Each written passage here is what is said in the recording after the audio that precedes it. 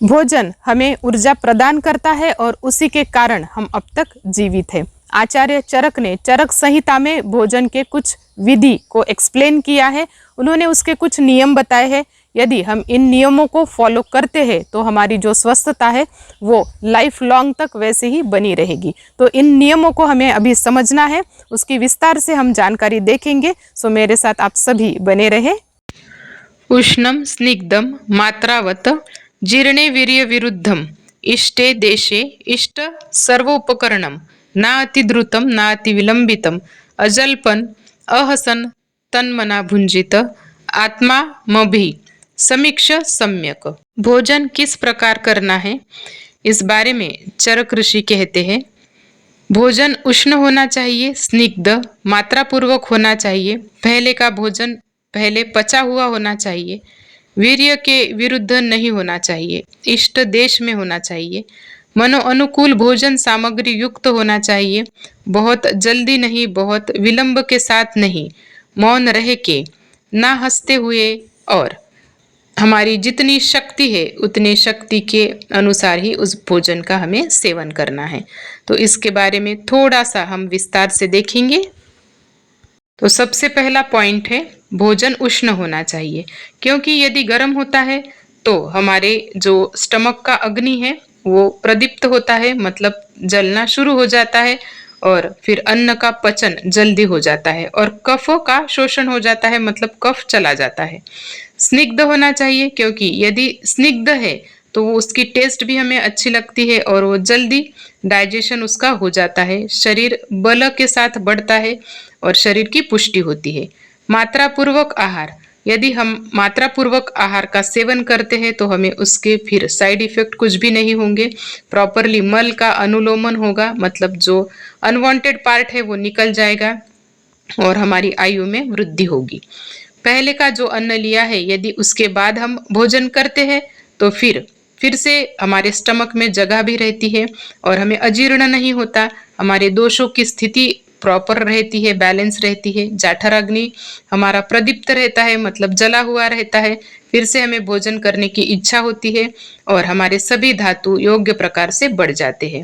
वीर्य विरुद्ध भोजन, वीर्य मतलब जिसका वीर्य विरुद्ध है, फॉर एग्जाम्पल दूध, और हम लोग जो मच्छी है उसका एट ए टाइम सेवन नहीं करते। घृत मतलब घी, मधु मतलब हनी, शहद, इसको हम एक समान नहीं खाते। दूध और मच्छी का सेवन यदि करते हैं तो उनका जो वीर्य बताया गया है, मतलब उसके जो गुण हैं, तो उसमें वो एकदम विरुद्ध है। गर्मी और शीतलता ऐसे है, तो एक साथ उसको हम सेवन करेंगे तो शरीर में डिसीजेस बढ़ जाएंगे। तो हमें वो जानना है कि जो कहा गया है आयुर्वेद में विरुद्ध अन्न, उसका हमें सेवन नहीं करना है।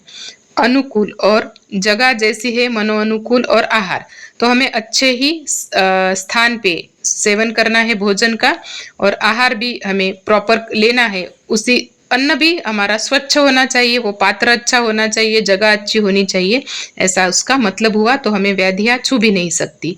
अतिशीघ्र भोजन, तो हमें बहुत फास्ट खाना नहीं खाना है, क्योंकि हमें पता है एक हम घास को नियर अबाउट 32 बार हमें उसको चबाना चाहिए, पर अभी इतना समय किसी के पास नहीं होता है। पर फिर भी बहुत फास्ट खाएंगे तो आपके गले में वो अटक जाता है, या तो फिर आपको पानी की ज़्यादा ज़रूरत पड़ती है और फिर पेट एकदम टाइट हो जाता है और बहुत सारे प्रॉब्लम हमें आते हैं। अति विलंबित भोजन, उसका मतलब हुआ बहुत ही स्लो, हमें नहीं करना है कि हमारा वो सभी उसका टाइम उसमें चला जाए, या फिर चबाते चबाते वो जो हमारा घास है जिसको हम निवाला जो है, तो उसको लेते लेते एक समय लग जाए, तो हमारे आधे घंटे का भोजन जो है उसको 2 घंटे लग जाए। तो बुढ़ापे में ऐसे हो सकता है, पर फिर भी हमें उस बात के लिए ध्यान रखना है। अभी 10वां और 11वां पॉइंट है कि मन को लगा के भोजन करना है, मतलब एक समय पे हमें टीवी देखना है, मोबाइल देखना है, पेपर पढ़ना है, किसी के साथ फोन पे बात कर रहे हैं तो उसको हमें टालना है।